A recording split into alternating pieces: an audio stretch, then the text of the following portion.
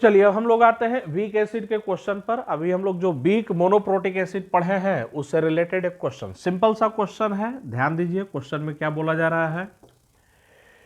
pH of 0.01 molar aqueous solution of HA। तो ध्यान में रखें पहला data, aqueous solution of HA उसका कॉन्सेंट्रेशन कितना दिया है, तो उसका कॉन्सेंट्रेशन दिया है 0.01 मोलर। तो इस सॉल्यूशन का पीएच कितना बोला जा रहा है, तो बोला जा रहा है 4। तो एक फिगर से हम लोग समझें, इस कंटेनर में HA का एक्यूअस सॉल्यूशन है, एक्यूअस सॉल्यूशन ऑफ HA, इसका कॉन्सेंट्रेशन 0.01 मोलर, और इस सॉल्यूशन का पीएच कितना बोल रहा है, तो पीएच बोल रहा है 4। Find the value of pKa of HA। तो हमें इस एसिड का pKa का वैल्यू क्या करना है, निकालना है। चलिए हम लोग आते हैं फॉर्मूला पर। डायरेक्ट ये क्वेश्चन फॉर्मूला से हम लोग बना सकते हैं। पीएच का फॉर्मूला याद कीजिए, तो pH equal to pKa minus log C divided by 2। Data को पुट कीजिए, पीएच कितना 4 के बराबर, तो pH equal to 4 equal to pKa minus log C बराबर कितना 0.01 डिवाइडेड बाई 2। इसको हम लोग सोल्व करते हैं, तो 0.01 इसका लॉग लेंगे, -2 आएगा, माइनस माइनस क्या हो जाएगा, प्लस में हो जाएगा। तो ये 2 को इधर लेकर आ जाइए, 8 इक्वल टू pKa प्लस 2। तो यहाँ से हम लोग का क्या निकल जाएगा, pK निकल जाएगा, pK इक्वल टू कितना 6। अब मन में एक सवाल आएगा कि सर ये फॉर्मूला तो अप्लाई करते समय 2 कंडीशन सेटिस्फाइड होना चाहिए। तो ये फॉर्मूला हम लोग तभी अप्लाई करेंगे जब 2 कंडीशन सेटिस्फाइड होगा। कौन सा, तो वाटर वाला कंट्रीब्यूशन नेग्लेक्ट किए हैं, और दूसरा K/C 10⁻³ से क्या होना चाहिए, छोटा या बराबर होना चाहिए। तो हम लोग को क्रॉस चेक भी करना है भाई, ये फॉर्मूला ब्लाइंडली यूज नहीं करना है, ये फॉर्मूला तभी यूज करेंगे जब 2 कंडीशन क्या हो जाएगा, सेटिस्फाइड हो जाएगा। तो हम लोग का आंसर तो आ चुका है, लेकिन ये आंसर सही है या गलत है, इसको क्रॉस चेक करना बहुत जरूरी है। तो ध्यान दीजिए हम लोग क्रॉस चेक करते हैं। pKa आया 6 के बराबर, तो K कितना होगा, तो K होगा 10⁻⁻6। अब ध्यान दीजिए, C कॉन्सेंट्रेशन 0.01 मोलर, तो Ka को C से मल्टीप्लाई कीजिए, Ka इंटू सी, ये आएगा 10⁻⁻8, जो कि Kw याद कीजिए 10⁻⁻14 होता है। अगर क्वेश्चन में टेम्परेचर नहीं मेंशन किया हुआ है, कितना मानकर चलेंगे, 25 डिग्री सेल्सियस, लेकिन यहाँ तो दे दिया है 25 डिग्री सेल्सियस। तो 25 डिग्री सेल्सियस पर Kw 10⁻⁻14। तो हम लोग क्या देख रहे हैं, Ka इंटू सी 10⁻⁻8 10⁻⁻14 से बहुत बड़ा, मतलब वाटर वाला कंट्रीब्यूशन नेग्लेक्ट कर देंगे, पहला कंडीशन सेटिस्फाइड है। Ka को C से डिवाइड कर दीजिए, तो 10⁻⁻6 डिवाइडेड बाई 0.01, ये बोलिए कितना आएगा 10⁻⁻4, जो कि 10⁻⁻3 से क्या है, छोटा है। तो हम लोग का दोनों कंडीशन सेटिस्फाइड है। तो ध्यान में रखना है, ये नहीं है कि आंसर निकाल लिए और उसी को फाइनल मान लेंगे। ये फॉर्मूला यूज करते समय मैंने कंडीशन बताया, ये फॉर्मूला ब्लाइंडली यूज नहीं करना है, ये तभी यूज करेंगे जब 2 कंडीशन सेटिस्फाइड होगा। पहला वाटर वाला नेग्लेक्ट होना चाहिए, तो उसका कंडीशन क्या है, Ka इंटू सी, Kw से बहुत बड़ा। दूसरा अल्फा नेग्लेक्ट होना चाहिए, तो उसका कंडीशन क्या है, K/C less than equal to 10⁻⁻3। चलिए उतारिए।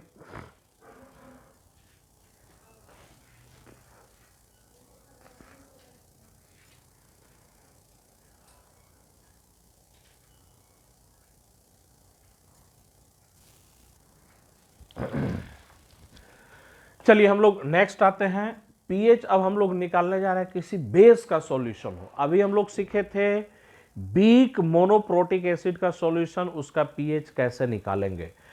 अब सॉल्यूशन में बेस मिलाया गया है, कैसा बेस, तो वीक बेस। वीक में भी कैसा, तो मोनो एसिडिक, इसका मतलब उस बेस के एक मॉलिक्यूल से एक OH आयन मिलेगा।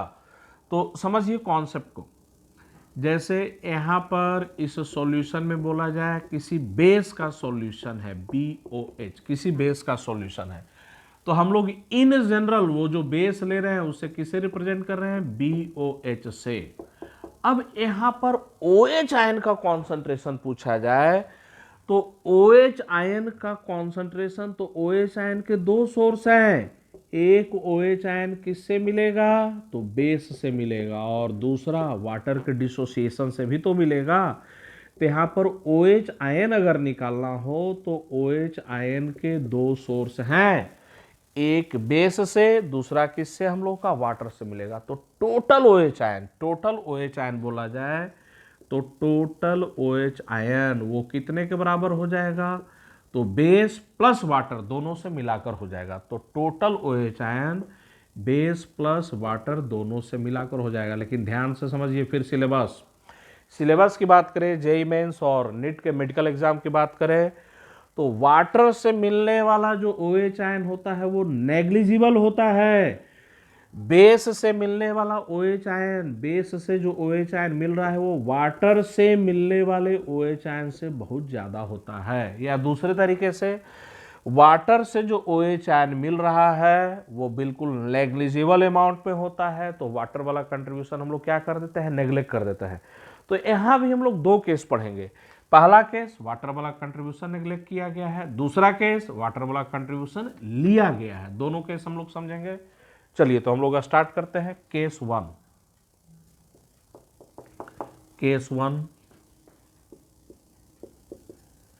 कंट्रीब्यूशन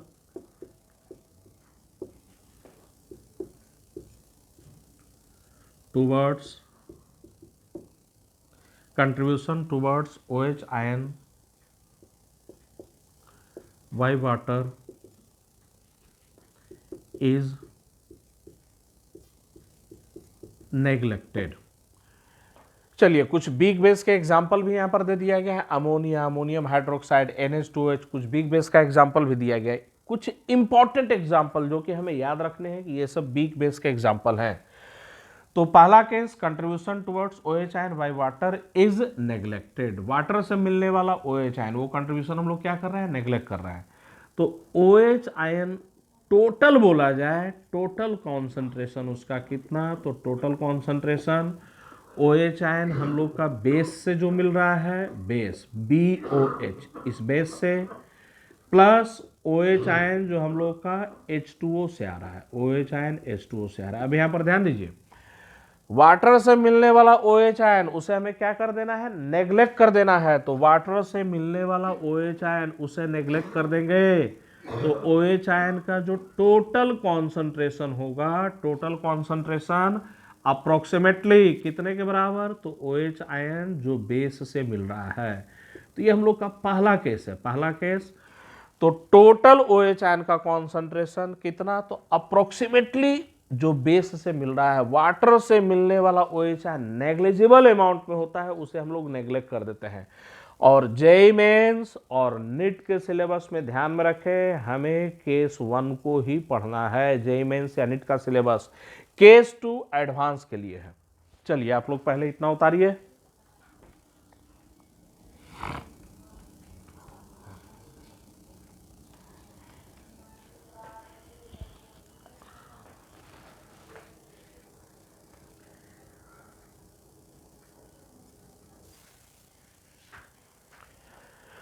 चलिए अब हम लोग निकालते हैं, कैलकुलेट करते हैं वीक मोनोएसिडिक बेस का पीएच हम लोग कैसे निकालेंगे, पीएच कैसे निकालेंगे। तो अभी हम लोग यहाँ तक समझ चुके हैं कि पहला केस हम लोग ले रहे हैं, वाटर वाला कंट्रीब्यूशन हमें क्या कर देना है, नेग्लेक्ट कर देना है। तो weak monoacidic base in general BOH से उसे हम लोग रिप्रेजेंट कर रहे हैं। इसका एक्यूअस सॉल्यूशन ये डिसोसिएट कर कर क्या देगा हम लोग का, B प्लस और OH माइनस, ये B प्लस और OH माइनस दे रहा है। बेस का डिसोसिएशन का जो इक्विलिब्रियम कांस्टेंट है Kc, उसे हम लोग यहाँ Kb से रिप्रेजेंट कर रहे हैं। ध्यान रखें ये Kb Kc के ही बराबर है, लेकिन चूंकि बेस का डिसोसिएशन या आयनाइजेशन हो रहा है तो इसे Kb से रिप्रेजेंट कर रहे हैं और इसे हम लोग क्या पढ़ते हैं, तो डिसोसिएशन या आयनाइजेशन कांस्टेंट ऑफ बेस। चलिए t इक्वल टू 0 पर इसका initial concentration C, degree of dissociation alpha, तो याद करें 1 में अल्फा डिसोसिएट करेगा तो C में C अल्फा डिसोसिएट करेगा। तो ये सी अल्फा डिसोसिएट या रिएक्ट कर गया। इसी को हम लोग x के टर्म्स में भी लिख सकते हैं कि C में से x डिसोसिएट कर गया। तो C में से x डिसोसिएट कर गया मतलब C अल्फा डिसोसिएट कर गया। इक्विलिब्रियम पर बात करें तो जरा ये बताइए, C में से C अल्फा डिसोसिएट कर गया तो बचेगा कितना, C माइनस C अल्फा। या दूसरे तरीके से C में से x डिसोसिएट कर गया तो बचेगा कितना, C माइनस x। नेक्स्ट आते हैं, इसका भी कोफिशिएंट 1, इसका भी 1, इसका भी 1, तो सबका कोफिशिएंट 1 1। तो ये B के बेस जितना डिसोसिएट करेगा B प्लस और OH आयन उतना ही मिलेगा। तो ये C अल्फा डिसोसिएट कर कर कितना देगा, C अल्फा, और ये कितना दे मिलेगा, C अल्फा मिलेगा। और ये C अल्फा कितने के बराबर है, x के बराबर। चलिए KB ये हम लोग का डिसोसिएशन या आयोनाइजेशन कांस्टेंट ऑफ बेस का डिसोसिएशन या क्या है, आयोनाइजेशन कांस्टेंट। केबी के एक्सप्रेशन पर हम लोग आते हैं। केबी का एक्सप्रेशन लिखा जाए तो अभी हम लोग अभी तुरंत हम लोग के का एक्सप्रेशन लिखे थे। केबी का एक्सप्रेशन लिखिए भाई, सी अल्फा डिनोमिनेटर में C माइनस सी अल्फा, एक C कैंसल आउट हो जाएगा और केबी का जो फाइनल एक्सप्रेशन आ जाएगा C alpha square divided by 1 minus alpha. X के टर्म्स में लिखा जाए तो B प्लस और OH आयन का कॉन्सेंट्रेशन न्यूमरेटर में, तो ये x और x मिलकर कितने हो जाएंगे, x स्क्वायर। डिनोमिनेटर में हम लोग का कितना आ जाएगा, C माइनस एक्स। ये इक्वेशन फर्स्ट। तो हम लोग क्या देख रहे हैं, सब बीक एसिड से मैच कर रहा है। तो ध्यान में रखे, सारा कंडीशन सारा फॉर्मूला सब बीक एसिड से मैच करेगा। बस अंतर क्या है, वहां पर इक्विलिब्रियम कांस्टेंट को K से रिप्रेजेंट कर रहे हैं, यहाँ इक्विलिब्रियम कांस्टेंट को Kb से रिप्रेजेंट करेंगे। वहां एसिड था तो H प्लस मिल रहा है, यहाँ बेस है तो OH आयन मिल रहा है। बस यही डिफरेंस है, बाकी सारे कंडीशन सारे फॉर्मूला सारा डेरिवेशन सब सेम रहेगा। इक्वेशन फर्स्ट को यूज कर कर क्वाड्रेटिक इक्वेशन सॉल्व करेंगे और हम लोग अल्फा और एक्स को क्या कर सकते हैं, निकाल सकते हैं। लेकिन फिर से अगर अल्फा 1 के रिस्पेक्ट में नेग्लेक्ट हो जाए तो कंडीशन क्या था, इक्विलिब्रियम कांस्टेंट इस बार है Kb, उसको C से डिवाइड करना है। तो हमेशा ध्यान में रखें, बीक एसिड का इक्विलिब्रियम कांस्टेंट या बीक बेस का इक्विलिब्रियम कांस्टेंट उसको C से डिवाइड करना है कॉन्सेंट्रेशन से। तो एसिड है तो K को C से डिवाइड कीजिए, बेस है तो Kb को C से डिवाइड कीजिए। तो इक्विलिब्रियम कांस्टेंट Kb को C से डिवाइड करेंगे लेस देन इक्वल टू 10 की पावर -3 आया, then alpha is very very less than 1 या और x is very very less than C। अगर ऐसा आया तो चलिए अब हम लोग आते हैं अप्रोक्सीमेशन से। तो 1 माइनस अल्फा लगभग 1 के बराबर, C माइनस एक्स लगभग C के बराबर। तो हम लोग का क्या हो जाएगा एक्सप्रेशन, तो therefore KB approximately C alpha square के बराबर या approximately x square divided by C के बराबर। यहां से सॉल्व करेंगे अल्फा निकलेगा, अल्फा बराबर क्या, तो KB अपॉन C का स्क्वायर रूट, ये आ गया अल्फा। अब OH आयन कॉन्सेंट्रेशन की बात करें, बेस से जो OH आयन मिला है कितना है, C अल्फा या x के बराबर। तो OH आयन का कॉन्सेंट्रेशन ध्यान दें, C अल्फा या x के बराबर। यहां पर ध्यान दीजिए, OH आयन का कॉन्सेंट्रेशन C अल्फा या x के बराबर। अब यहां से निकालिए, ये अल्फा निकल गया, इसमें C से मल्टीप्लाई कर देंगे, OH आयन का कॉन्सेंट्रेशन आ जाएगा। या यहां से भी निकाल सकते हैं भाई, x निकालिए यहां से, C को इधर लेकर आइए, Kb इंटू C उसका क्या कर देंगे, स्क्वायर रूट। तो OH आयन का कॉन्सेंट्रेशन Kb इंटू C का स्क्वायर रूट। चलिए जैसे ही OH आयन का कॉन्सेंट्रेशन निकला, लॉग ले लेंगे, लॉग OH आयन लेफ्ट में आ जाएगा। तो ये बताइए लॉग OH आयन दोनों साइड में लॉग ले लें, माइनस से मल्टीप्लाई कर दे तो माइनस लॉग OH आयन किसके बराबर, तो POH के बराबर। तो POH का एक्सप्रेशन में दे रहा हूं, POH equal to PKB minus log C/2। तो सेम फॉर्मूला आ रहा है, वीक एसिड के फॉर्मूला से मैच कीजिए, सेम फॉर्मूला मैच करेगा। लेकिन ध्यान दीजिए, ये तीनों फॉर्मूला ब्लाइंडली यूज नहीं करना है। हम लोग केस 1 में हैं। केस 1 वाटर वाला कंट्रीब्यूशन नेग्लेक्ट करना है। दूसरा, ये जितने भी फॉर्मूला हैं वो तब आया ना जब ये कंडीशन क्या हो गया, हम लोग का सेटिस्फाइड हो गया।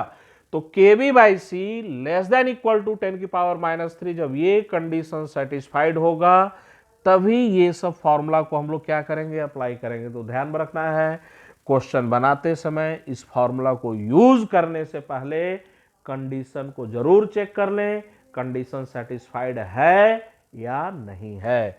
तो इधर कंडीशन लिखा जाए, if KB upon C less than equal to 10 की पावर -3, यहां भी if KB upon C less than equal to 10 to power -3, यहां भी चले if KB upon C less than equal to 10 to power -3। चलिए उतारिए।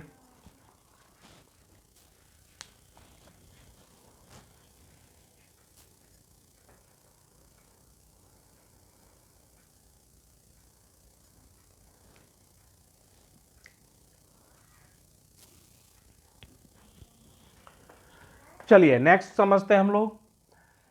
कभी अगर ऐसा हुआ कि सर KB अपॉन सी 10 की पावर -3 से बड़ा हो गया, तब क्या करेंगे? भाई ये फॉर्मूला तो तब अप्लाई करेंगे ना, अभी जो 3 फॉर्मूला हम लोग पढ़े वो तब अप्लाई करेंगे जब KB by C less than equal to 10 की पावर -3।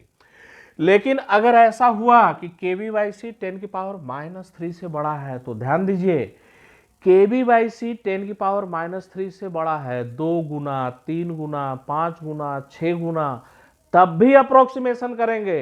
हम लोग क्वाड्रेटिक को अवॉइड करने का कोशिश करेंगे एग्जाम में। क्वाड्रेटिक अगर एग्जाम में करेंगे टाइम बहुत ज़्यादा किल करेगा, तो हमेशा ध्यान रखना है क्वाड्रेटिक को अवॉइड करना है।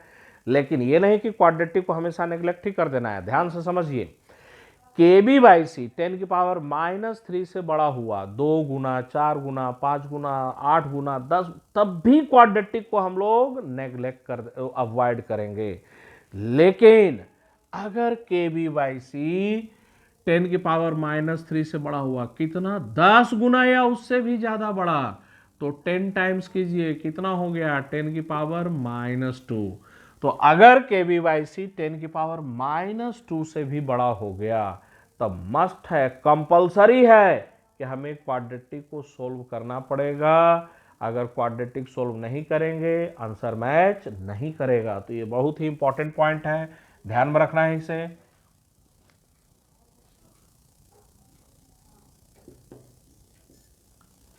If KB upon C greater than 10 to the power -2, then must solve quadratic equation. First हम लोग नंबरिंग किए थे, अगर KB बाई सी 10 की पावर -2 से बड़ा है, then must solve, must word यहां पर लिखा हुआ है, मस्ट, कंपलसरी है कि हमें क्वाड्रेटिक इक्वेशन फर्स्ट को क्या करना है, सोल्व करना है। चलिए अब हम लोग आते हैं केस सेकंड में। केस सेकंड की बात करें तो contribution towards OH ion by water is not neglected. तो वाटर के द्वारा जो OH आयन मिल रहा है वो कंट्रीब्यूशन हम लोग नेग्लेक्ट नहीं कर रहे हैं, ध्यान में देना है। अब वाटर वाला भी कंट्रीब्यूशन हम लोग ले रहे हैं, तो OH आयन वाटर वाला भी कंट्रीब्यूशन लेंगे तो टोटल OH आयन जो हम लोग का आएगा, टोटल OH आयन कितना आएगा, तो KB into C plus KW का स्क्वायर रूट। तो अगर वाटर वाला भी कंट्रीब्यूशन लेंगे तो टोटल OH आयन कितने के बराबर, तो KB into C plus KW का स्क्वायर रूट। और ध्यान देना है ये फॉर्मूला तब अप्लाई करेंगे जब K B upon C less than equal to 10 की पावर -3 हुआ। अब समझिए भाई, OH आयन निकालने का ये फॉर्मूला के बी इंटू सी का स्क्वायर रूट और OH आयन निकालने का दूसरा फॉर्मूला के बी इंटू सी प्लस के डब्ल्यू का स्क्वायर रूट। ध्यान दीजिए, इस फॉर्मूला में वाटर का कंट्रीब्यूशन लिया गया है, इस फॉर्मूला में वाटर का कंट्रीब्यूशन नेग्लेक्ट किया गया है। तो कब ऐसा करेंगे? तो अभी हम लोग सीखे थे के बी इंटू सी के डब्ल्यू से बहुत बड़ा होगा। तो बताइए, के बी इंटू सी के डब्ल्यू से बहुत बड़ा हो गया तो के बी इंटू सी प्लस के डब्ल्यू ये अप्रोक्सीमेटली कितने के बराबर आ जाएगा? तो के बी इंटू सी के बराबर आ जाएगा। मतलब ये जो फॉर्मूला है, ये फॉर्मूला ऊपर वाले में कन्वर्ट हो जाएगा। कब कन्वर्ट हो जाएगा? तो के बी इंटू सी के डब्ल्यू से बहुत बड़ा होगा। तो ध्यान में रखें, के बी इंटू सी के डब्ल्यू से बहुत बड़ा हो गया तो वाटर वाला कंट्रीब्यूशन हमें क्या कर देना है? नेग्लेक्ट कर देना है।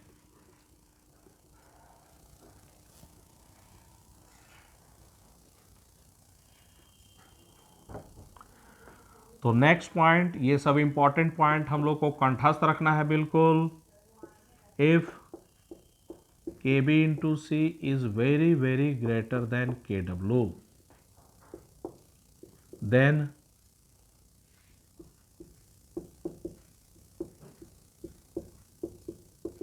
contribution, if Kb into C very very greater than Kw, then contribution towards OH ion by water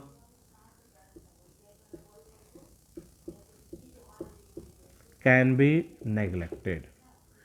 तो ध्यान दें, दो कंडीशन, चाहे वो वीक एसिड हो या वीक बेस हो, कंडीशन को एकदम याद कीजिए। इक्विलिब्रियम कांस्टेंट को C से मल्टीप्लाई करना है, इक्विलिब्रियम कांस्टेंट को C से डिवाइड करना है, चाहे वो वीक एसिड हो या वीक बेस हो। इक्विलिब्रियम कांस्टेंट को C से मल्टीप्लाई करेंगे, KW से बहुत बड़ा आ गया तो वाटर वाला कंट्रीब्यूशन नेग्लेक्ट कर देंगे, और इक्विलिब्रियम कांस्टेंट को C से डिवाइड करेंगे, 10 की पावर -3 से छोटा या बराबर हो गया तो अल्फा को 1 के रेस्पेक्ट में क्या कर देंगे? नेग्लेक्ट कर देंगे। तो भाई दो ही तो कंडीशन है, चाहे वीक बेस हो या वीक एसिड हो। इक्विलिब्रियम कांस्टेंट को C से मल्टीप्लाई करना है, KW से बहुत बड़ा तो वाटर वाला कंट्रीब्यूशन नेग्लेक्ट होगा। इक्विलिब्रियम कांस्टेंट को C से डिवाइड करेंगे, 10 की पावर -3 से छोटा या बराबर तो अल्फा 1 के रेस्पेक्ट में नेग्लेक्ट हो जाएगा। अब वीक एसिड का केस हुआ तो ये हो जाएगा Ka/C और K इंटू सी, और वही वीक बेस का केस हुआ तो वीक बेस के केस में यहां पर क्या कर देंगे? Kb कर देंगे। तो सिंपल रिलेशनशिप। चलिए उतारिए आप लोग।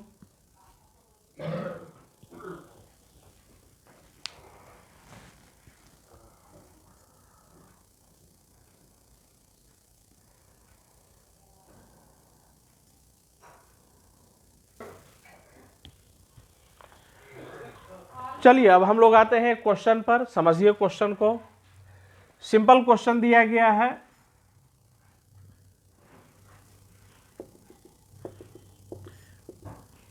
एक बेस का एक्वस सॉल्यूशन है, बेस कौन सा है हम लोग का? BOH। क्वेश्चन को समझिए, calculate POH of 0.1 molar aqueous solution of weak base BOH। तो वीक बेस का सॉल्यूशन, वीक बेस कौन सा? BOH। इस सॉल्यूशन का कॉन्सेंट्रेशन है 0.1 मोलर। हमें इस सॉल्यूशन का POH निकालना है और उस वीक बेस का Kb कितना दिया हुआ है? तो 10 की पावर -7, Kb 10 की पावर -7। चलिए ध्यान दें, पीओएच निकालने का हम लोग फॉर्मूला जानते तो हैं, लेकिन फॉर्मूला को अप्लाई करने से पहले कंडीशन को सेटिस्फाइड कर लें, चेक कर लें। तो Kb इंटू सी, Kb इंटू सी कितने के बराबर? तो देखिए ये है Kb, ये है C, मल्टीप्लाई कीजिए 10 की पावर -8 जो कि KW से क्या है? बहुत बड़ा है। तो वाटर वाला कंट्रीब्यूशन क्या हो जाएगा? नेग्लेक्ट हो जाएगा। अब Kb को C से डिवाइड कीजिए, Kb को C से, तो यहां पर देखिए मेंटली Kb को C से डिवाइड करेंगे 10 की पावर -6 आएगा, जो कि 10 की पावर -3 से छोटा ही नहीं, बहुत छोटा है। तो therefore alpha is very very less than 1।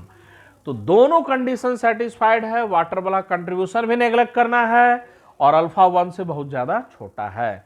तो पीओएच निकालने का डायरेक्ट फॉर्मूला पर आइए। POH equal to pKb minus log C divided by 2। Data रखिए पीओएच इक्वल टू, भाई पीकेबी कितना आएगा तो 7 आएगा, लॉग सी तो लॉग 0.1, लॉग 0.1 -1 आएगा, माइनस माइनस प्लस में तो ये +1 डिवाइडेड बाई 2 इक्वल टू कितना 4। तो इस सॉल्यूशन का पीओएच कितने के बराबर है 4 के बराबर। चलिए उतारिए आप लोग।